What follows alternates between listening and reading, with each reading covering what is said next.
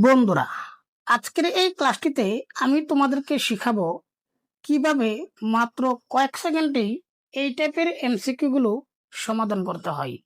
তাহলে চলো দেরি না করে ক্লাসটি শুরু করি। এখানে বলছে নিচের কোন দৈর্ঘ্যের বাহুগুলো দ্বারা ত্রিভুজ অঙ্কন করা সম্ভব। মানে পরীক্ষার মধ্যে যদি বলে যে নিচের কোন দৈর্ঘ্যের বাহুগুলো দ্বারা ত্রিভুজ অঙ্কন করা সম্ভব, তাহলে তুমি আমার এই লেখাটা ফলো করবে। এখানে কি বলছে দেখো, ত্রিভুজের সবচেয়ে ছোট দুটি বাহুর যোগফল তৃতীয় বাহু থেকে বড় হবে। এর মানে হচ্ছে ত্রিভুজের সবচেয়ে ছোট দুটি বাহুর যোগফল 3 নাম্বার বাহু থেকে কি হবে, বড় হবে। এখানে দেখো একটা বাহু হচ্ছে 2 সেন্টিমিটার, 3 সেন্টিমিটার, 6 সেন্টিমিটার। মানে এই তিনটা বাহুর মধ্যে সবচেয়ে ছোট দুটি বাহু কত? একটা হচ্ছে 2, একটা হচ্ছে 3। তাহলে 2 আর 3 যোগ করলে কত? 5। এই 5 কি এই 6 এর বড়? না, 5 হচ্ছে কি এই 6 এর ছোট। তাহলে কি আমার এই অপশনটা কি নয়, ঠিক নয়। এখানে বলছে দেখো 3 সেন্টিমিটার, 4 সেন্টিমিটার, 8 সেন্টিমিটার।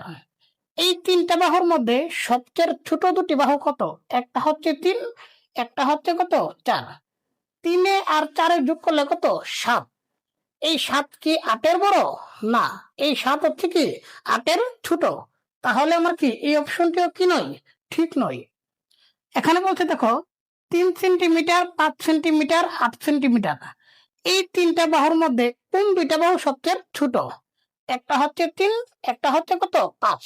তাহলে 3 আর 5 যোগ করলে কত? 8। এই 8 কি এই 8 এর বড়? না, 8 হচ্ছে কি এই 8 এর সমান। তাহলে এই শর্তটি আমার কি নয়, ঠিক নয়। এখানে বলছে দেখো 2 সেন্টিমিটার, 4 সেন্টিমিটার, 5 সেন্টিমিটার। এই তিনটা বাহুর মধ্যে কোন দুইটা বাহু সবচেয়ে ছোট? একটা হচ্ছে 2, একটা হচ্ছে কত? 4। 2 আর 4 যোগ করলে কত? 6। এই 6 কি এই 5 এর বড়? হ্যাঁ, 6 কি এই 5 এর বড়। তাহলে কি আমার এই অপশনটা কি সঠিক। আশা করি সকলেই ক্লাসটি খুব সুন্দরভাবে বুঝতে পেরেছ।